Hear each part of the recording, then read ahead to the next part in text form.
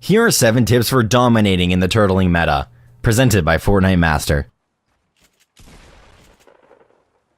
Turtling has become a huge part of the current meta, and for good reason. Turtling is incredibly powerful in many situations, and easily the best defensive tool you can have at your disposal. In this video, we explain why and when you should consider turtling, the advantages it gives, and a bunch of specific tips on how you can outplay your enemies while turtling.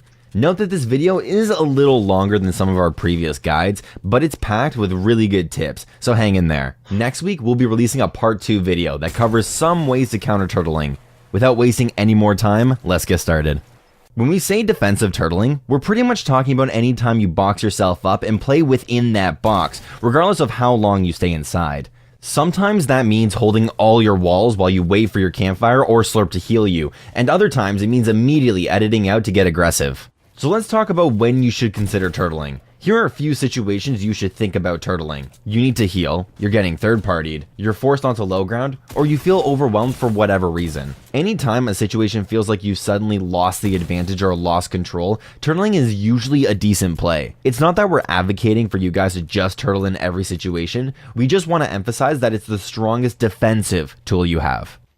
Now let's get into the advantages of turtling. Time is the biggest thing turtling gives you. It gives you time to heal, time to reevaluate your approach, time to gain information and increase awareness, and time for third parties to come in and distract the person pressuring you. And in a game that can be extremely fast-paced, time is a valuable thing. Turtling also gives you a certain degree of safety. If you're in your own box, you aren't going to get sprayed down to 50 HP before you have time to react. There is no chance somebody can surprise you by dropping and pumping on your head for 200. You can't get sniped from 200 meters away while camping or fighting another player. Heavy snipers are really the only thing that can truly surprise you while turtling, and there are still some things you can do to protect against those. We'll cover that in the next section. The first thing you want to do after turtling is making sure you have enough time to do whatever you were planning on doing. That usually means holding all your walls and ceiling with turbo build to make sure that enemies can't get in and forced to take a different angle or make a different play. Be careful of your ping though. If it's really high, somebody with lower ping might be able to claim your walls through turbo build.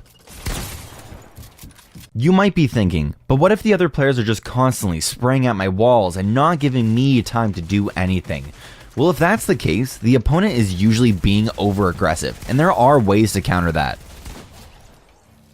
The most recognizable sign of over-aggression is if the enemies are full spraying your wall, trying to sneak a bullet through turbo build, and not even going for a wall replace. You should actually be glad that this is happening, because it's super easy to counter. After they spray for a second or two, and you confirm they aren't going for the replays, pull out your shotgun and pop them in the head after they destroy your wall, then immediately rebuild that wall. This almost always forces them to back off temporarily, and if it doesn't, just outright kill them. Be certain that they aren't going for the wall replace though. If they are, they'll usually get the wall before you could shoot, resulting in them blocking your shot and claiming your wall.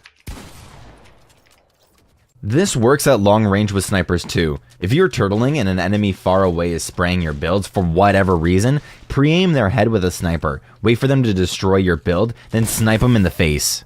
Traps are also great at punishing over-aggressive enemies. If they're standing on top of your box trying to break into your 1x1, you can edit your ceiling out to drop them in and trap them. Once they fall into your box and you place your traps, jump up and build a ramp to block them so they don't have a chance to one-pump you before the trap goes off.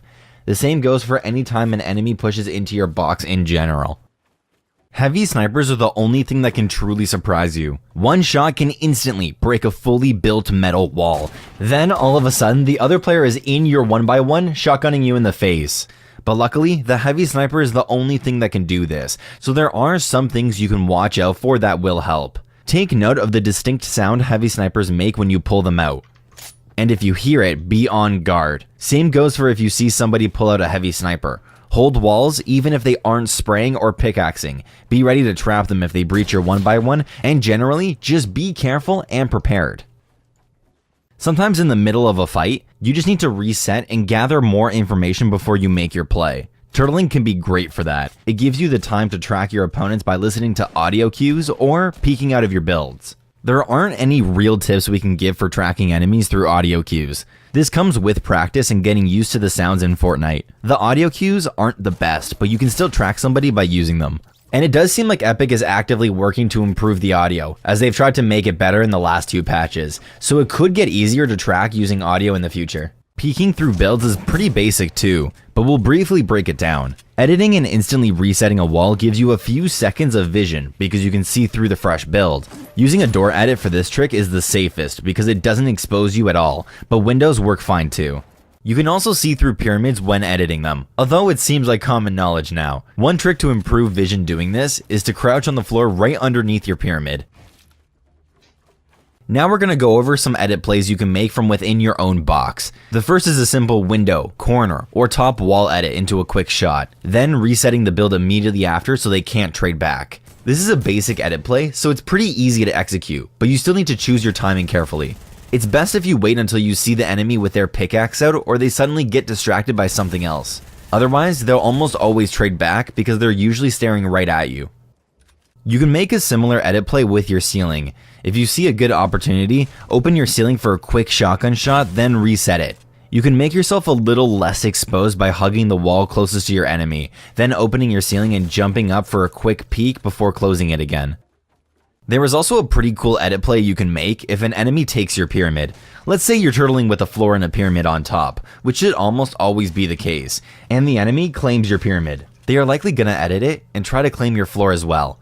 In this situation, you can wait, and as soon as they edit the pyramid they took, edit your own floor and take a surprise shot. This trick catches people off guard all the time. This last trick is useful in any situation that involves edit plays.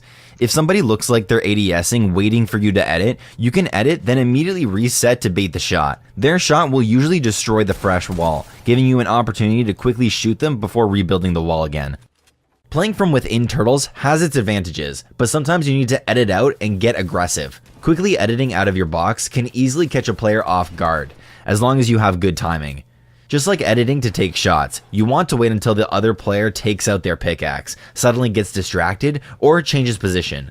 If they reposition trying to claim a different wall, for example, you can often edit out of one of the adjacent walls and shoot them in the side before they realize what happened. Another slightly trickier way to do something similar is with a fast ramp wall edit. When somebody is pressuring one of your walls, jump up on a ramp to bait them into thinking you're gonna edit out of the top, or make a different play, then hit them with the aggressive double edit. And if you really want to style on somebody, you can try pulling this cheeky aggressive trap play. Edit out of your box straight at the enemy, place a ramp over them, then trap them under that ramp with 3 more walls into a spike trap.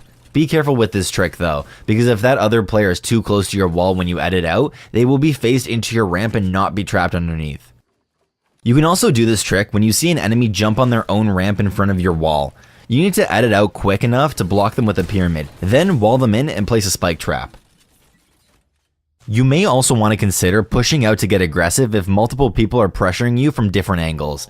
If you're getting sprayed from 2 sides, one of your best options is editing, or running into one of the players and downing them with a solid pump and maybe a couple of SMG shots. Many times the players spraying will overestimate their advantage and leave themselves vulnerable to a quick aggressive play like this one.